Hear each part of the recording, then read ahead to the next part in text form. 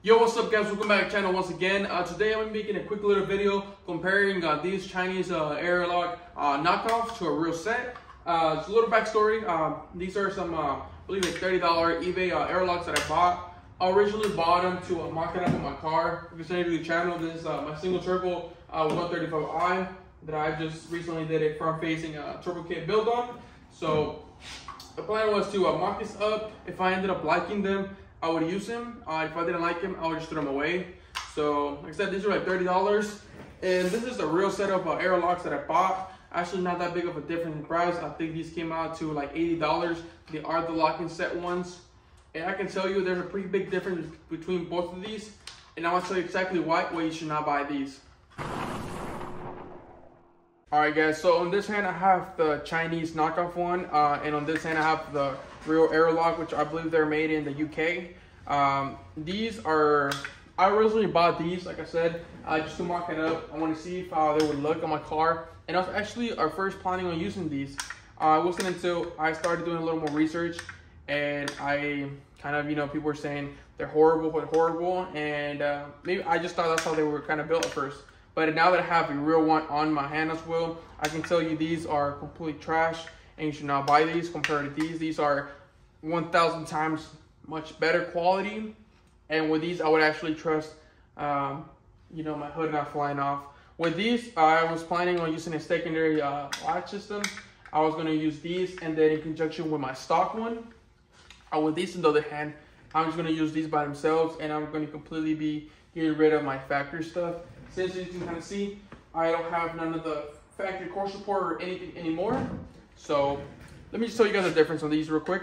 So first, you can kind of see all the tolerances on this. It doesn't even sit flush to begin with. Once you close it, this one's super neat. Everything sits really nice and flush. When you go to open this one, you can literally accidentally tap it and it'll open up.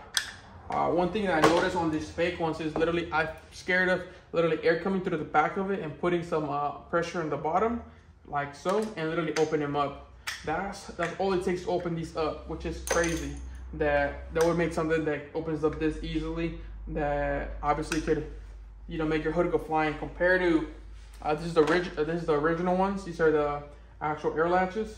You have to press on it pretty hard to actually open. So they have a much bigger tab on here and all the mechanisms, everything is much stiffer.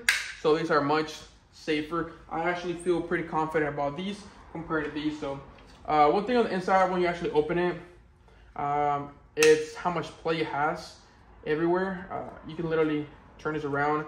This area right here, which kind of holds the latch, is super thin. Like I'm saying, like a 1/16 of an inch thick, and it's plastic. So you can imagine how hard it is to break one of these compared to the original one, which is much thicker. Probably say at least twice the material, probably 1/8 or more of thickness. And this plastic feels much sturdier than this one. That's another thing I can say. So, and these don't really have that much play. Like a little bit forward, which is normal. You need some play to pivot on, but side to side is super stiff. So you can just hear the mechanism by itself. Once you go to open these up, makes a pretty nice sound. And then when you go to open them, it's snap in place. And on these, you cannot hear that. This is just like no sound there. Literally makes a little click sound.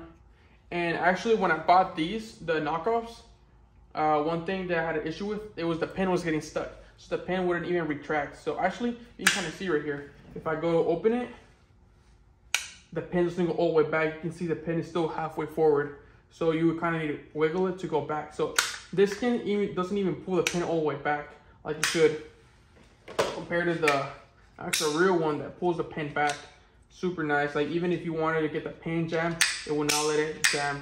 It's snapped back where it needs to go. So if you're thinking about getting some hood pins, some air latches, please stay away from these that are sold on eBay, Amazon, and whatnot. These are about $30 or so on any of these websites.